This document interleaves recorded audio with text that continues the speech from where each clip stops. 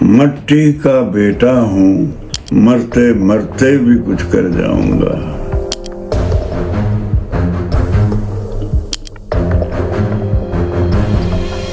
दोस्तों, social media पर आज एक बड़ी खबर तेजी से फैल रही है। कहा जा रहा है कि बॉलीवुड के लीजेंड धर्मेंद्र जी अब हमारे बीच नहीं रहे। लेकिन क्या सच में ऐसा हुआ है? क्या ये खबर सही है या फिर ये भी सिर्फ एक और फेक न्यूज है जो लोगों की भावनाओं से खेल रही है? आखिर असल सच्चाई क्या है धर्मेंद्र जी की तबीयत को लेकर? आज के इस वीडियो में हम जानेंगे धर्मेंद्र जी की रियल हेल्थ अपडेट क्या है, धर्मेंद्र का करियर और हॉस्पिटलाइजेशन की पूरी कहानी। बॉलीवुड के ही मैन धर्मेंद्र ने भारतीय सिनेमा के इतिहास में ऐसा नाम कमाया है जो आने वाले कई दशकों तक याद रखा जाएगा। उनका सफर किसी फिल्मी कहानी से कम नहीं रहा। 8 दिसंबर 1935 को लुधियाना, पंजाब के नसराली गांव में जन्मे धर्मेंद्र का असली नाम धर्मेंद्र सिंह देओल है। एक आम किसान परिवार से निकलकर उन्होंने मुंबई की चकाचौंध में अपना मुकाम खुद बनाया। बचपन से ही फिल्मों के दीवाने धर्मेंद्र ने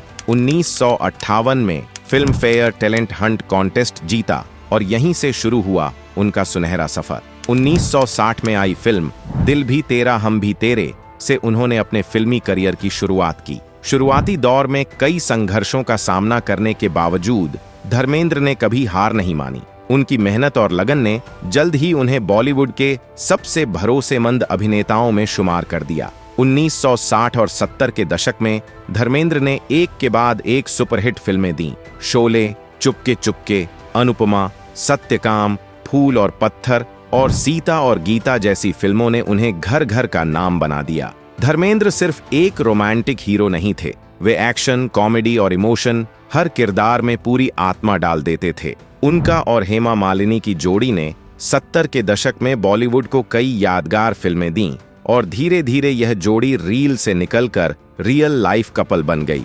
1980 में धर्मेंद्र और हेमा मालिनी ने शादी की और आज भी यह जोड़ी बॉलीवुड की सबसे आइकॉनिक जोड़ियों में गिनी जाती है। धर्मेंद्र के व्यक्तित्व में एक अनोखी सादगी और जमीन से जुड़ाव हमेशा देखने को मिला।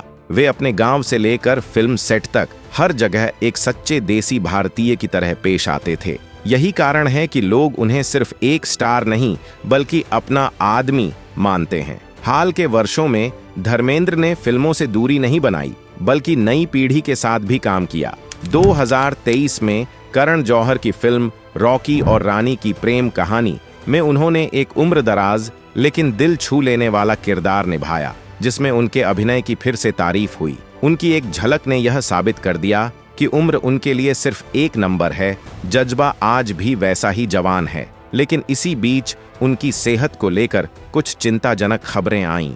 मई 2022 में धर्मेंद्र को मसल पुल की शिकायत के चलते मुंबई के ब्रीच कैंडी हॉस्पिटल में भर्ती कराया गया था। डॉक्टरों ने बताया कि शूटिंग के दौरान उन्होंने अपने शरीर पर ज्यादा दबाव डाल लिया था, जिसके चलते उन्हें हल्की मांसपेशियों में खिंचाव हुआ। 2 दिन अस्पताल में रहने के बाद उन्हें छुट्टी दे दी गई। उन्होंने खुद सोशल मीडिया पर एक वीडियो जारी करते हुए कहा, दोस्तों, मैं थोड़ा ज्यादा एक्सरसाइज कर बैठा था जिससे पीठ में दर्द हुआ, लेकिन अब मैं बिल्कुल ठीक हूं, बस थोड़ा ख्याल रखना चाहिए। उनके इस वीडियो ने फैंस को राहत दी और लोगों ने फिर से उनके जल्दी ठीक होने की दुआएं की। धर्मेंद्र अक्सर अपने ट्विटर और इंस्टाग्राम पर पुराने दिनों की तस्वीरें और कविताएं शेयर करते हैं, जो यह दिखाता है कि वे आज भी अपने दर्शकों से उसी प्यार और आत्मीयता से जुड़े हुए हैं। हाल ही में खबर आई कि धर्मेंद्र को सांस लेने में तकलीफ के चलते ब्रीच कैंडी हॉस्पिटल मुंबई में भर्ती कराया गया था।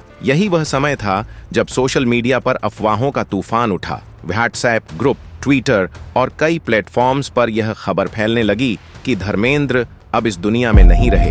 यह अफवाह इतनी तेजी से फैली कि कुछ ही घंटों में पूरे देश में चर्चा का विषय बन गई। स्क्रीन पर वायरल मैसेज और ट्वीट्स का सस्पेंस भरा दृश्य जैसे दर्शकों के सामने एक मिसलीडिंग न्यूज का माहौल तैयार कर रहा था। लोग डर और चिंता में पड़ गए, जबकि धर्मेंद्र केवल सामान्य चेकअप और आराम कर रहे थे। परिवार और मीडिया की प्रतिक्रिया, अफवाह का सन्नाटा और वास्तविकता। जब सोशल मीडिया पर यह अफवाह उड़ी कि बॉलीवुड के दिग्गज अभिनेता धर्मेंद्र अब इस दुनिया में नहीं रहे, तो उनके परिवार और करीबी रिश्तेदारों के लिए यह अचानक आई खबर एक झटका साबित हुई। इस अफवाह ने जैसे ही उड़ान भरी, ट्विटर और इंस्टाग्राम पर उनके प्रशंसकों में चिंता की लहर दौड़ गई। सबसे पहले हेमा मालिनी ने अपने आधिकारिक ट्विटर हैंडल पर पोस्ट किया, "What is happening is unforgivable."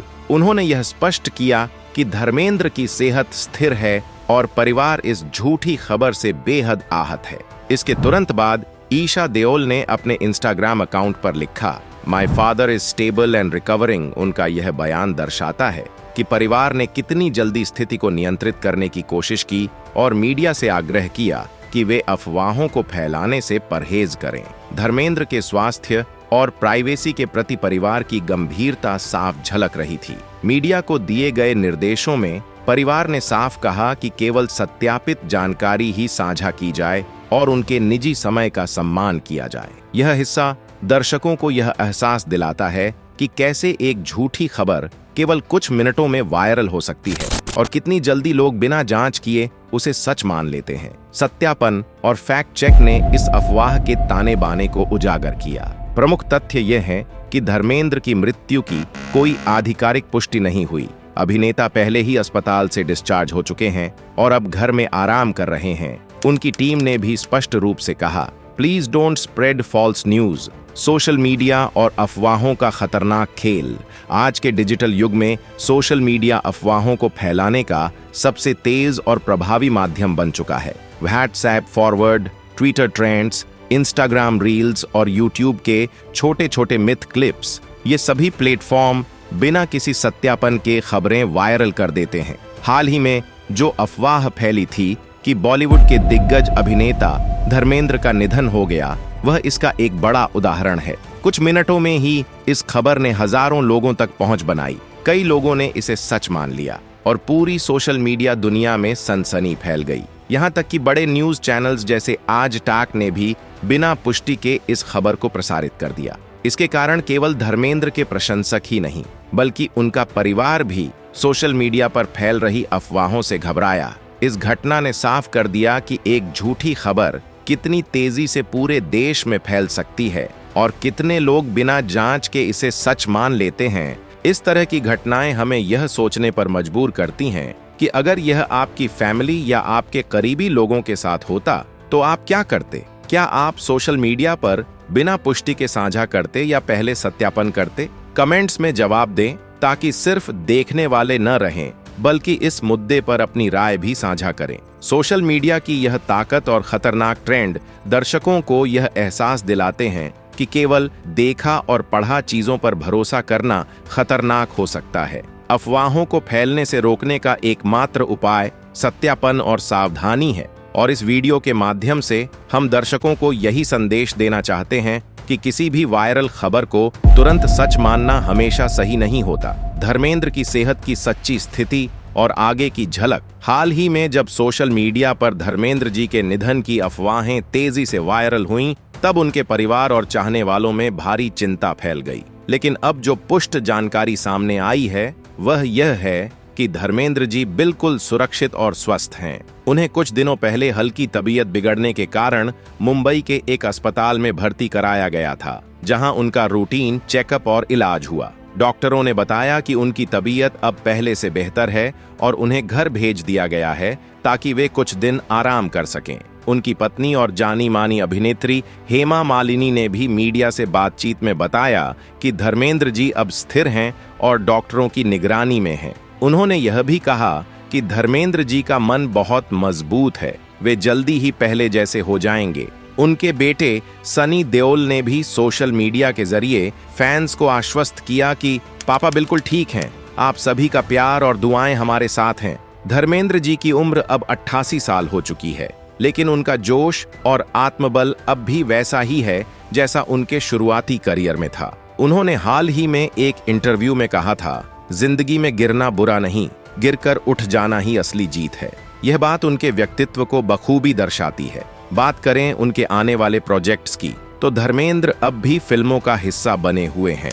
2024 और 2025 में भी धर्मेंद्र फिल्म इंडस्ट्री का हिस्सा बने रहे।